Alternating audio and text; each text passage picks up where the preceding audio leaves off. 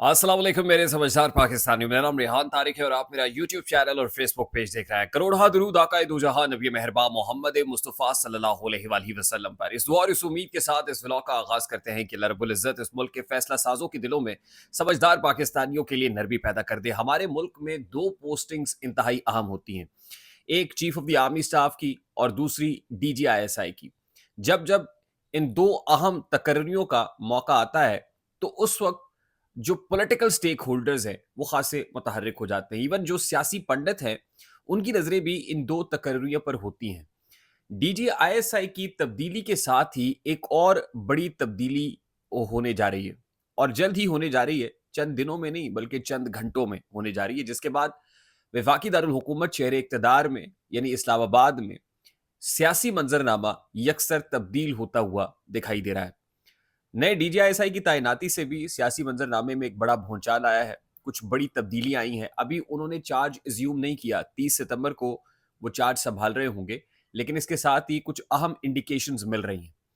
Chief of the army staff जो है नासिम मुनीर की जानिब से ये बड़ा फैसला, जिसमें जाहिर है वजीर आजम भी ऑन बोर्ड होते हैं, शामिल होते हैं, लेकिन हमारे जराये ये बताते हैं कि नवाज शरीफ साहब कुछ और ही चाहते थे, उनकी चाहत कुछ और थी।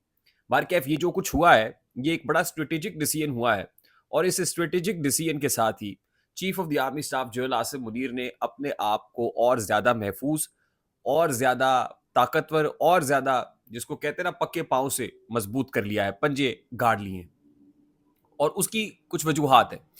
अ, उन वजूहात में से एक वजह यह है कि जनरल आसिम मलिक जो है वो पहले एडजुटेंट जनरल के तौर पर GHQ में काम कर रहे थे। उनको एक अहम रिस्पॉन्सिबिलिटी दी गई थी और वो रिस्पॉन्सिबिलिटी थी कोर्ट मार्शल की कार्रवाई की निगरानी की।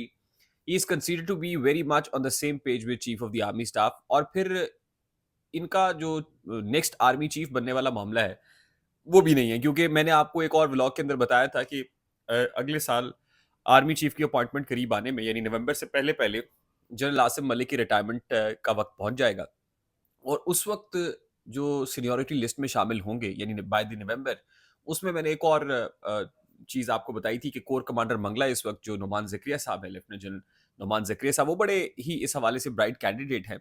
और अगर वो chief of the army staff नहीं बनेंगे, इन केस के chief of the army staff जो आसिम मुनीर की एक्सटेंशन हो जाती है, तो फिर वो chairman joint chiefs of staff committee के लिए भी बड़े ही ब्राइट कैंडिडेट तस्वुर किए जाते हैं।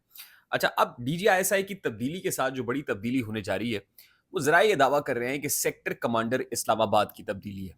और सेक्टर कमांडर इस्लामाबाद जो पहले लगे हुए थे वो DGISI जनरल अदीम अंजुम के साथ यानी उनके अपॉइंट करदा थे। और उनकी तब्दीली के साथ ही जो बड़ी तब्दीलियां हैं वो इन पोजीशंस के ऊपर होने जा रही हैं, जिनमें से बड़ी जो एक तब्दीली है सबसे पहले वो सेक्टर कमांडर इस्लामाबाद की, और उसके साथ ही इस्लामाबाद का सियासी मंजरनामा जो है उसमें भी कुछ तब्दीलियां हैं। अच्छा, जहाँ इस्लामाबाद के सियासी मंजरनामे की बात है तो मौलाना फजलुर रहमान साहब एक बार फिर मुतहर्रिक हो गए हैं।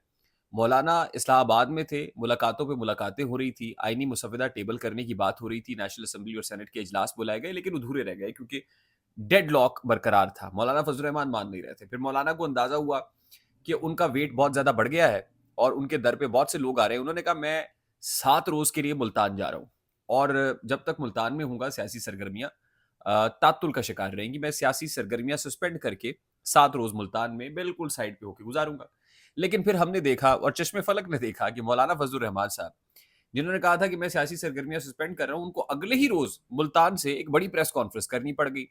और उस बड़ी प्रेस कॉन्फ्रेंस की वजह मौलाना की परेशानी थी क्योंकि हुकूमत ने प्लान बी के ऊपर बड़ी तेजी से अमल दरामद शुरू कर दिया था।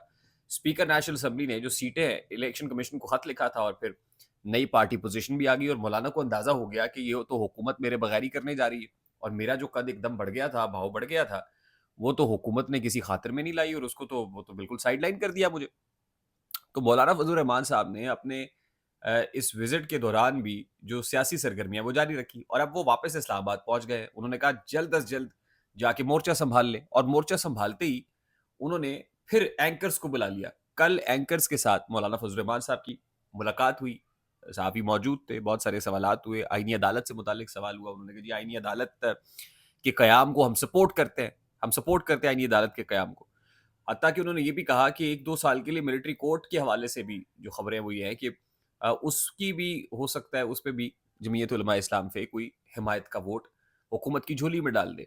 اس کے ساتھ ساتھ جو روٹیشن پالیسی ہے اور ججز کی ٹرانسفر کا معاملہ ہے، خاص طور پہ اسلام آباد ہائی کورٹ کے ججز کی جو ٹرانسفر اور روٹیشن ہے، وہ کہتے اس حوالے سے کامران مرتضیٰ صاحب جو لیگل مائنڈ ہے جے یو آئی فے کا، وہ یہ یقین دہانی کرا رہے ہیں کہ جی وہ بھی ہو سکتا ہے. تو میں نے آپ سے عرض کی تھی پہلے بھی کہ مولانا فضل الرحمان صاحب وہ کہتے ہیں نا تیل دیکھو اور تیل کی دھار دیکھو، وہ حالات کا جائزہ لیتے ہوئے معاملات کریں گے. اور پھر میں نے کو بتایا تھا کہ یہ جو بڑی اپوائنٹمنٹ ہوئی ہے اسٹیبلشمنٹ کے اندر، اس کے بعد کچھ لوگوں کا جو ویٹیج ہے سیاست میں وہ بڑھنے جا رہا ہے. ان میں سے مولانا فضل الرحمان صاحب ایک ہے، ایمل ولی خان صاحب جیسے لوگ بھی ہیں، چودھری شجاعت جیسے لوگ بھی ہیں. تو معاملات جو ہے اب وہ نئی صف بندی ہو رہی ہے، یعنی نئے طریقے سے لکھے جائیں گے. یہ چند روز ہے، آج 26 تاریخ ہے، 30 کو نئے ڈی جی آئی صاحب اپنا چارج بھی زیوم کر لیں گے.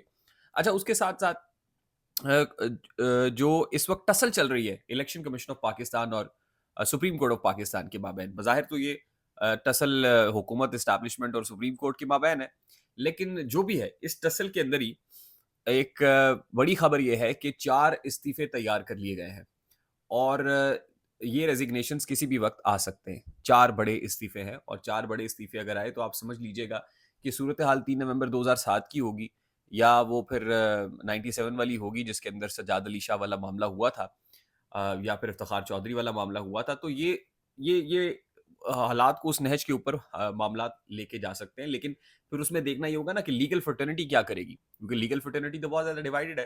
اس طریقے سے وکلا تحریک مومنٹم بنتے ہوئے یا موبلائزیشن ہوتی ہوئی فی الحال ایز آف ناؤ جس وقت میں بات کر رہا ہوں نظر نہیں آ رہی. اچھا، اس کے ساتھ ہی رات کو جو میں نے سٹوری آپ کے ساتھ کرسٹیز ڈونرز والی شیئر کی تھی، اس کرسٹیز ڈونر والی سٹوری کے اندر اب بہت سے لوگ ایسے ہیں جو کرسٹیز ڈونر کی دکان کے اوپر جا کے اس بیکری پہ جا کے بہت سارے ولاگز کر رہے ہیں، ویڈیوز بنا رہے ہیں. میں پہلے بھی کنڈیم کر رہا تھا، مجھے جسٹس قاضی فاضل کی ججمنٹس کے اوپر اختلاف ہے. میں نے رات بھی یہ کہا ان کے فیصلوں پہ اختلاف ہو سکتا ہے، ان کی ظاہر چیف جسٹس ہیں، لیگل ڈومین میں جو کر رہے ہیں اس پہ اختلاف ہو سکتا ہے، لیکن کسی کی ذات کے حوالے سے جو حملے ہونا، اور اگر یہ ہونا شروع ہوا تو پھر پگڑیاں کسی کی بھی محفوظ نہیں رہیں گی. پھر گلیوں میں چوکوں چراہوں میں لوگ اپنی عدالتیں خود لگانا شروع کر دیں گے. تو میرے وہ یوٹیوبرز بھائی یا وہ جرنلسٹ جو وہاں جا کے اس کا پرچم بلند کر رہے ہیں اور پھر اس طرح کی پوسٹ شیئر کر رہے ہیں کہ کرسٹیز ڈونرز کی جو سیلز ہیں وہ بہت بڑھ گئی ہیں، اور سیل تو اس لیے بڑھ گئی جناب آپ جا رہے ہیں وہاں پہ اور گوگل نے جو ہے وہ 5 اسٹار رینکنگ بھی دے دی ہے. یہ رویہ ٹھیک نہیں ہے، یہ کنڈیمنیبل ہے. میں رات بھی اس کی کنڈمنیشن کر رہا تھا، 1 مہینے پہلے میں نے یہ سٹوری شیئر کی تھی، اس وقت بھی مذمت کی تھی، آج بھی کرتا ہوں. آئی ہوپ میری بات آپ تک پہنچی ہوگی. اگر پہنچ جائے تو ویڈیو کو لائک اور شیئر کرنا مت بھولیے گا. چینل پہ نئے تو چینل کو سبسکرائب کر لیجیے گا، بیل آئیکن ضرور دبائیے گا. مجھے ریحان طارق کو اجازت دیجیے، اپنا بہت سارا خیال رکھیے گا. السلام علیکم.